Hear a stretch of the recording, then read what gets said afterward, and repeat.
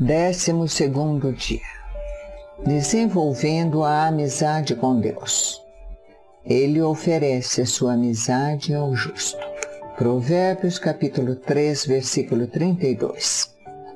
Aproximem-se de Deus e Ele se aproximará de vocês.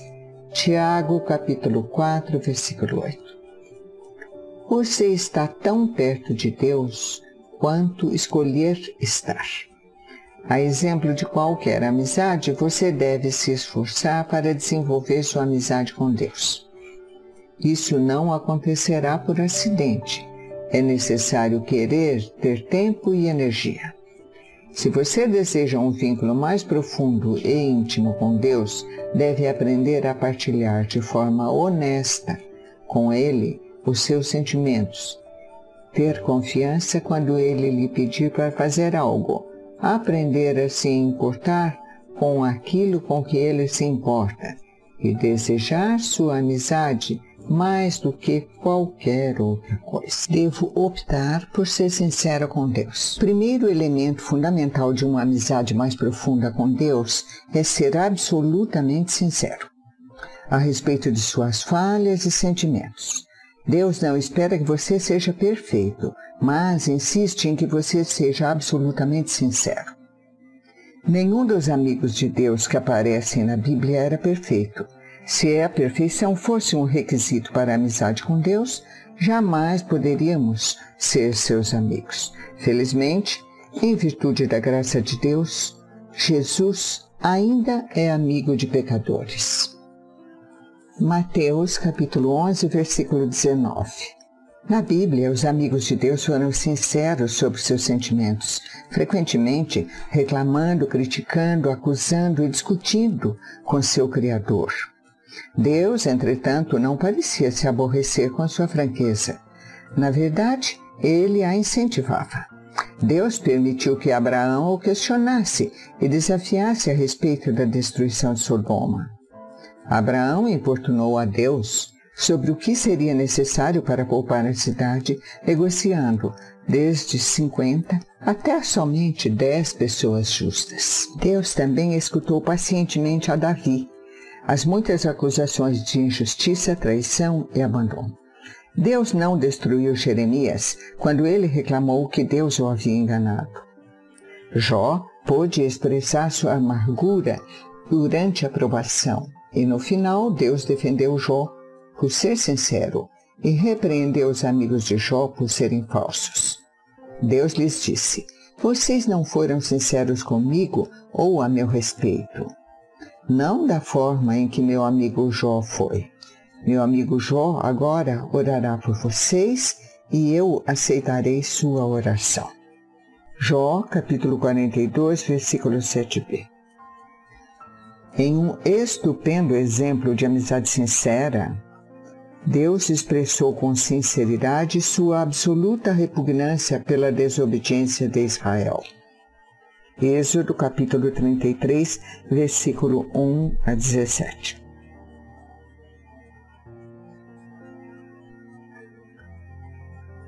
Ele disse a Moisés que manteria a promessa de dar aos israelitas a terra prometida, mas não daria mais nenhum passo com eles no deserto. Deus estava saturado e disse a Moisés exatamente como se sentia. Moisés, falando como um amigo de Deus, respondeu de forma igualmente sincera: Tu me ordenaste, conduz este povo, mas não me permite saber quem enviarás comigo. Se me vês com agrado, revela-me os teus propósitos. Lembra-te de que esta nação é o teu povo.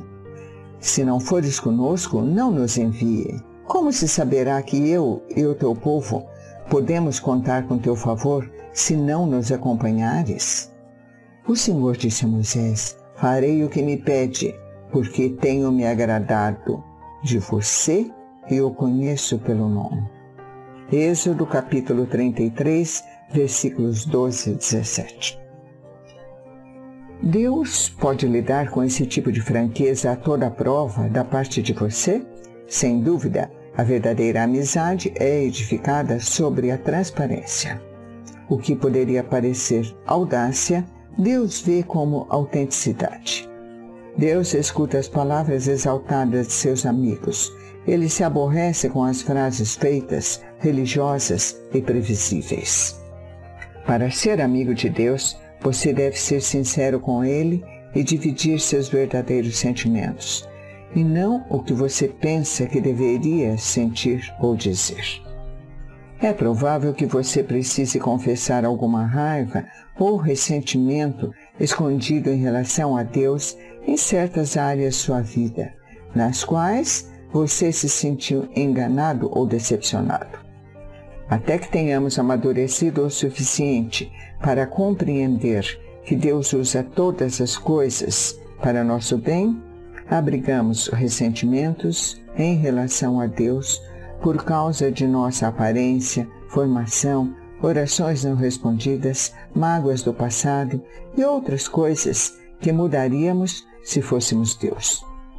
As pessoas frequentemente culpam a Deus por mágoas provocadas por outras pessoas. Isso cria o que William Backus chamava de seus problemas ocultos com Deus. A amargura é a maior de todas as barreiras para a amizade com Deus. Por que eu iria querer ser amigo de Deus se Ele permitiu isto? O antídoto, é claro, é atinar que Deus sempre age no seu melhor interesse, mesmo quando é doloroso e você não compreende. Mas liberar-se de seus ressentimentos e revelar seus sentimentos é o primeiro passo para a cura. Do mesmo modo que tantas pessoas na Bíblia, diga exatamente a Deus como você se sente. Reflita sobre Jó. Jó, capítulo 7, versículos 17 e 21. Asaf. Salmos, capítulo 73, versículo 13. Jeremias, capítulo 20, versículo 7. Noemi. Ruth, capítulo 1, versículo 20. Para nos instruir na honestidade sincera, Deus nos deu o livro de Salmos, um manual de adoração cheio de discursos descontrolados, delírios, dúvidas, medos, ressentimentos e sofrimentos intensos, combinados com ação de graças, louvores e declarações de fé. Todas as emoções possíveis estão catalogadas no livro de Salmos. Quando você lê as confissões emocionadas de Davi e de outros, percebe que é assim que Deus quer que você o adore, sem reter absolutamente nada do que sente. Você pode orar como Davi. Derramo diante dele as minhas queixas e conto-lhe todos os meus aborrecimentos. Estou totalmente abatido. Salmos capítulo 142, versículos 2, 3a. É animador saber que todos os amigos íntimos de Deus, Moisés, Davi, Abraão, Jó e outros, tiveram acessos de dúvidas. Mas, em vez de mascarar seus receios com frases feitas, eles os expressaram sincera, aberta e publicamente. Exprimir as dúvidas, às vezes, é o primeiro passo em direção ao próximo nível de intimidade com Deus. Devo optar por obedecer a Deus na fé. Todas as vezes que você confia na sabedoria de Deus e faz tudo o que Ele diz, mesmo sem compreender, você aprofunda sua amizade com Ele. Normalmente, não consideramos a obediência como característica da amizade. Ela é reservada para o relacionamento com pai, chefe ou oficial superior, não um amigo. Entretanto, Jesus deixou claro que a obediência é uma condição para obter intimidade com Deus. Ele disse: "Vocês serão meus amigos, se fizerem o que eu lhes ordeno." Evangelho de São João, capítulo 15, versículo 14. No último capítulo, assinalei que a palavra usada por Jesus, quando nos chamou de amigos, poderia se referir a amigos do rei em uma corte. Embora esses companheiros íntimos tivessem privilégios especiais, eles ainda estavam sujeitos ao rei e tinham de obedecer às suas ordens. Somos amigos de Deus, mas não somos seus iguais. Ele é o nosso amado líder e nós o seguimos. Obedecemos a Deus não por obrigação, medo ou imposição, mas porque o amamos e confiamos que Ele sabe o que é melhor para nós. Queremos seguir a Cristo em virtude da gratidão que sentimos por tudo que Ele nos fez. E quanto mais de perto nós o seguimos, mais intensa a nossa amizade se torna. Os incrédulos normalmente pensam que os cristãos obedecem por obrigação, culpa ou medo de ser punidos, mas o oposto é que é verdadeiro. Por termos sido perdoados e libertos, obedecemos por amor, e nossa obediência nos traz grande alegria. Jesus disse: "Como o Pai me amou, assim eu os amei. Permaneçam no meu amor. Se vocês obedecerem aos meus mandamentos, permanecerão no meu amor. Assim como tenho obedecido aos mandamentos de meu Pai, e em seu amor permaneço. Tenho-lhes dito essas palavras para que a minha alegria esteja em vocês e a alegria de vocês seja completa." Evangelho de São João, capítulo 15, versículos 9 e 11. Repare, Jesus espera que façamos somente o que Ele fez com o Pai. Seu relacionamento com o Pai é um modelo para nosso relacionamento com Ele. Jesus fez tudo o que o Pai pediu que Ele fizesse graças ao amor. A verdadeira amizade não é indolente, ela age. Quando Jesus nos pede que amemos os outros, ajudemos os necessitados, dividamos nossos recursos, conservemos nossa vida limpa, perdoemos e levemos outros a Ele, o amor nos estimula a obedecer imediatamente. Somos frequentemente desafiados a fazer grandes coisas para Deus. Na realidade, Deus fica mais satisfeito quando fazemos pequenas coisas para Ele por amor. Elas podem passar despercebidas de outras pessoas, mas Deus as observa e as considera atos de adoração. Grandes oportunidades podem acontecer uma única vez durante toda a vida, mas pequenas oportunidades nos cercam todos os dias. Mesmo por um simples ato, como dizer a verdade, ser gentil e animar os outros, trazemos um sorriso à face de Deus. Deus guarda simples atos de obediência como se fosse um tesouro, mais do que orações, louvores ou ofertas. A Bíblia diz: "O que agrada mais ao Senhor, holocaustos e sacrifícios, ou obediência à sua voz?" É melhor obedecer do que sacrificar. Samuel, capítulo 15, versículo 22.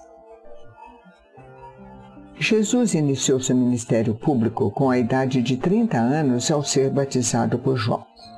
Naquele momento, Deus falou do céu: "Este é o meu Filho amado, e eu estou plenamente satisfeito com ele."